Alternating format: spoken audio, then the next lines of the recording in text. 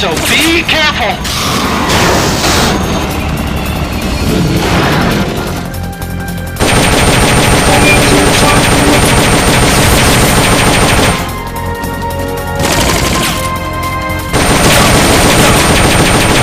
Lie flat to avoid getting hit when it charges!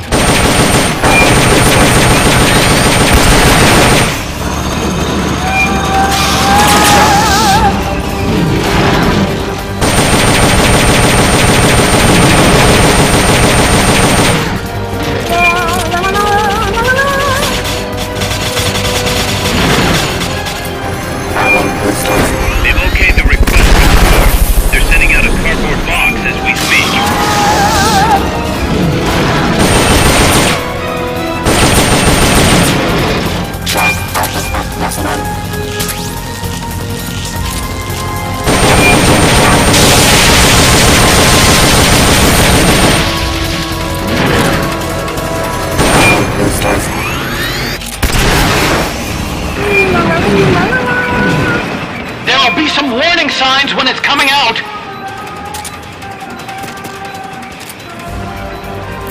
They've okayed your request for a cardboard box. It'll be sent out shortly.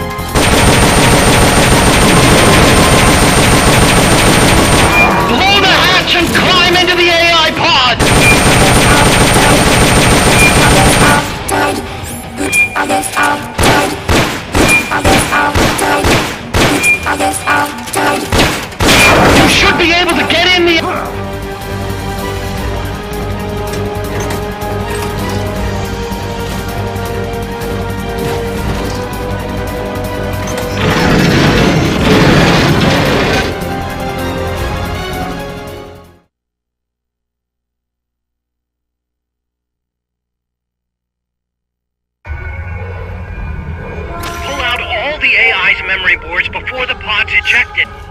The black memory boards are locked. Go after the boards with icons over them.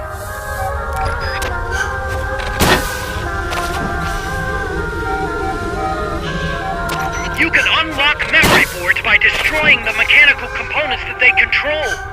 Any boards you remove can be used to build our own AI weapon. Memory boards have different functions according to the icons displayed over them. Go ahead and take whichever ones you want.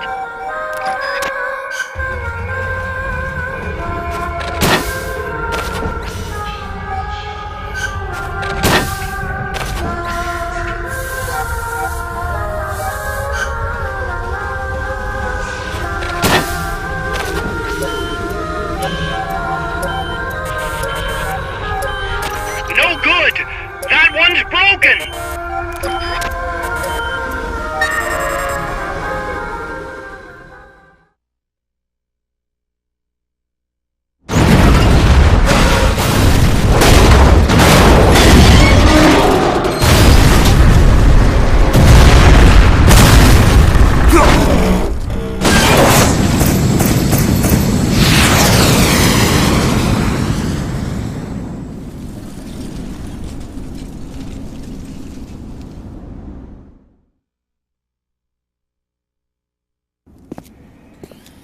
That was an unmanned weapon. A prototype. I made it myself. Who are you? I work here.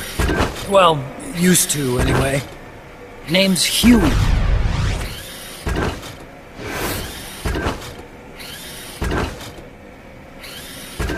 And who might you be?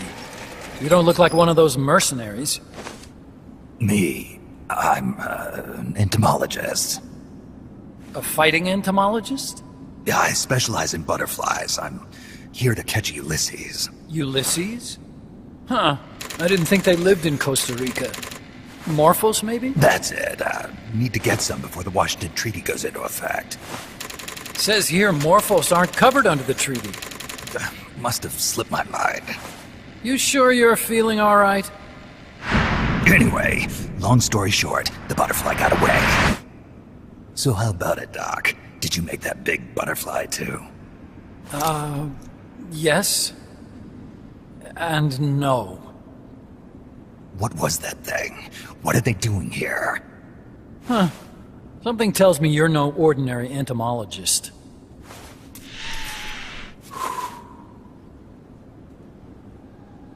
The nukes were loaded on that machine. The project's entering its final phase. Project? That's right. The thermonuclear warheads they brought in, the bases scattered throughout Costa Rica, the mercenaries, the AI weapons, the research we were conducting here. It's all for this. We used this facility to develop unmanned weapons. Unmanned? Robots. The one you just fought was a Pupa. There's also a flying type called Chrysalis and a treaded type, the Cocoon. Motor control, target detection, tracking, attack, capture, and transport functions are all controlled by an electronic brain. There's no need for a human pilot. They can only follow simple commands, though. Why build them here? For the CIA. They invited me here a year ago. That's who that guy was. CIA's station chief for Central America. Goes by the name of Hot Coldman. Apparently he was some sort of hero back at the height of the Cold War. He's the one running the show. We called it the Peace Walker Project. Peace Walker? They're going to deploy a new type of nuclear weapon along the Caribbean coast of Latin America. A mobile, unmanned nuclear platform. Unmanned nuclear platform? A fail-deadly system that can automatically move into position and launch a retaliatory nuclear strike. It can move on its own, and stealth shields it from radar and satellite detection, drastically reducing the risk of it being destroyed in a preemptive strike. And this is the new deterrent? Supposed to be. The problem is the locomotion system. There's no dry season in the Caribbean. It rains all year round. The terrain is full of tropical rainforest. A lot of the time you can't even build a proper road. So I went back to where it all started. What's that? Legs. Walking power. A mobile launcher carrying a thermonuclear warhead even more powerful than the Soviet RDS-220s. That's Peace Walker. Chico's Basilisco. We did the assembly and field testing here. A walking nuke. I sort of borrowed the original idea from behind the Iron Curtain. The missing link between infantry and artillery. Metal Gear. Metal Gear. But they'd actually need to deploy dozens of them. Coldman needs funding for that. And to get it, he's planning a test, which will also serve as a demonstration for the folks back at Langley. Wait, he's launching a nuke to prove that his perfect deterrent works? In his words, to prove that if someone attacks us, we will strike back. Put simply, nuclear deterrence is the idea of using nukes to keep nukes in check. If one side launches nuclear weapons, the other is sure to launch theirs in retaliation, which makes launching an act of suicide. In the end, neither side can use its nukes. It's thanks to this doctrine that the world's two superpowers have avoided all-out confrontation. Nuclear deterrence has brought us peace. At the very least, it's prevented another world war from breaking out. But the theory of nuclear deterrence exists only on paper. In reality, there's no guarantee that either side would follow through with retaliation. There's the chance that a preemptive strike could destroy all the missile bases, render them unable to retaliate. But the biggest flaw in the theory is that the decision to retaliate has to be made by human beings. Let me give you a real-world example. Let's say Country X launches first against Country Y.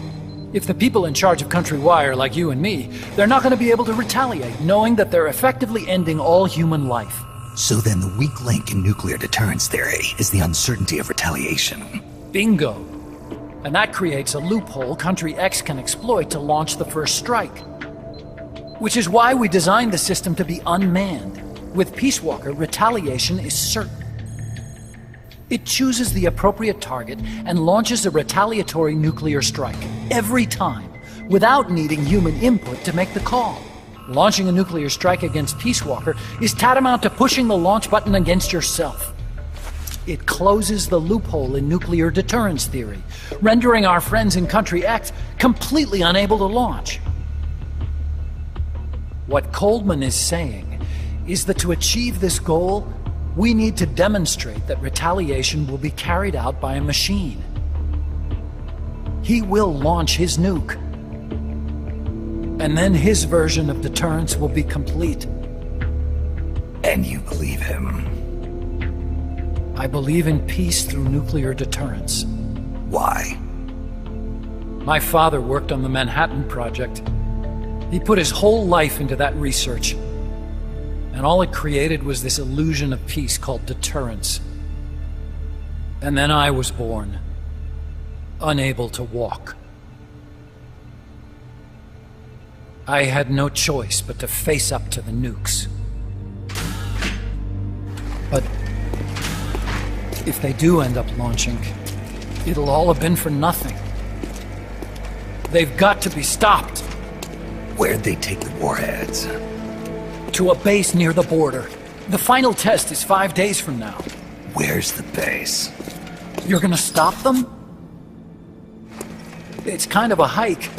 And besides, there's a surefire way to halt the project. You see, Peace Walker isn't quite finished yet. What do you mean? It's missing one last critical structural component. The AI. Its brain. The reptile pod, the electronic brain I was working on, can only follow commands like, go there, attack that. I guess you could compare it to the human cerebellum. But for nuclear deterrence to work, it must function in place of a human decision maker. It needs something to analyze the huge volumes of data coming in and select an appropriate target for retaliation. Hence, it needs the high-level decision-making ability of a cerebrum. A mechanical cerebrum. The hardware configuration is modeled on the human brain, similar to the pod I worked on, but its role is completely different. Where's it being made? A research lab to the north. An AI expert named Dr. Strangelove is developing it. Very hush-hush. Dr. Strangelove? Strangelove was recruited from the States, too. In the field of AI, there's no one better, that's for sure. But man, what a basket case. She hates everybody. Go to the lab and destroy Peace Walker's cerebrum. I'm pretty sure they haven't finished the final calibrations yet. I'll lend you my ID card. It'll get you through security at the lab. Oh, and one more thing. What's this? A letter of recommendation? Yeah, it's from me to Dr. Strangelove. Don't read it, okay?